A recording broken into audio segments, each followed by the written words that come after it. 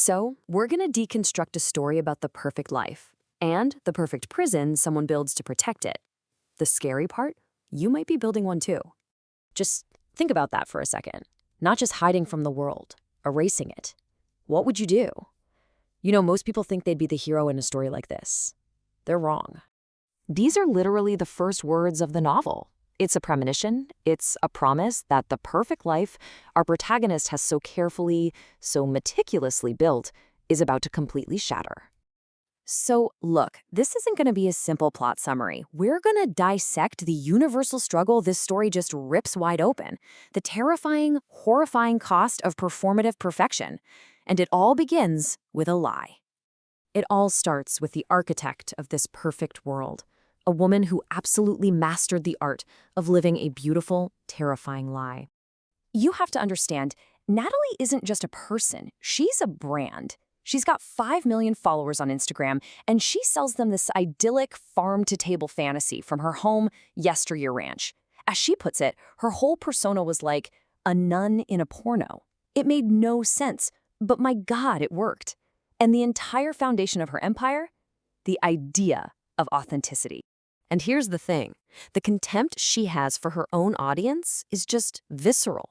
She calls them little idiots who need her perfect image just to get through their day.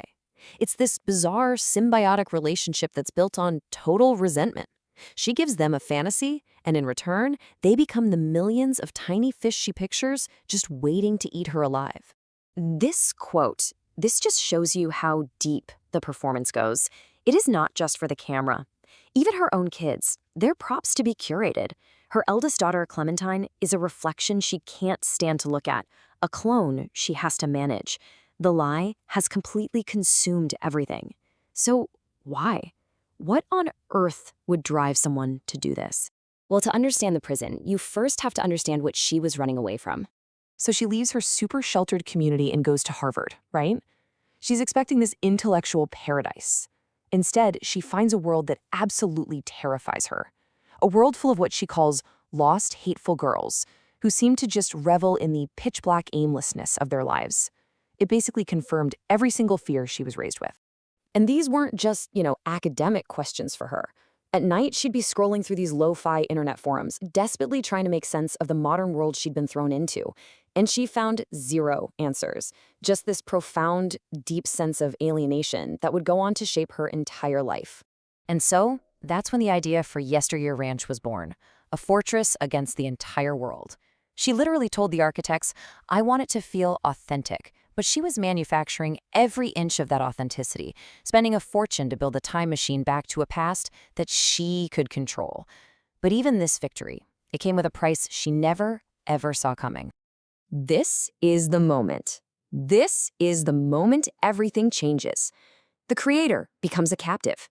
The architect finds herself trapped inside her own design. Her vision, her obsession with authenticity, it just curdles into a living nightmare. She wakes up one morning and suddenly nothing is hers. The life she built with her own 2 hands has become completely and utterly alien. The world she knows so intimately just disintegrates into what she calls an evil sister of nostalgia. Her reality unravels, one piece at a time. First, the familiar comfort of her bed, gone. Her perfect Instagrammable barn, suddenly it's decaying. Then, the brutal physical shock of a steel trap on her ankle. And finally, the last blow, the impossible truth. The baby she was 6 months pregnant with has vanished from her body. She is totally alone in a world that she herself created. But Natalie wasn't the only prisoner. No, the real cost of her lie, that was paid by the children who were born and raised inside its wall. And make no mistake, this was deliberate.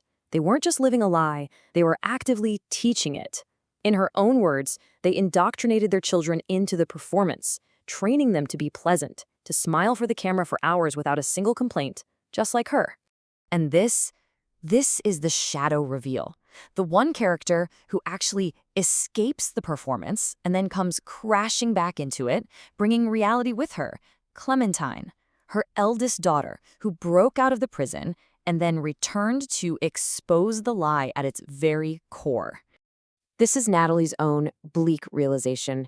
The cost isn't just one person's sanity, it's a generational trauma, a cycle of performance and lies passed down like some kind of cursed inheritance. A lifetime of drowning in a lie that you helped create. So, what does this story actually teach us? What's the warning it holds for our own very carefully curated lives? Natalie's story is an extreme for sure, but it's a powerful metaphor. The prison she built was physical, yeah, but the ones we build for ourselves online, they can be just as confining. The performance can eventually just consume the performer until you wake up one day and you don't even recognize your own life anymore. Which brings us to the very end. The novel's central conflict is now turned back on us. Think about it. Your followers, your friends, maybe even your family, they all applaud the version of you that you've built. But it's a performance, and you know it. This story shows the ultimate price of that performance. So what are you willing to lose to find out who you really are when the cameras are finally off?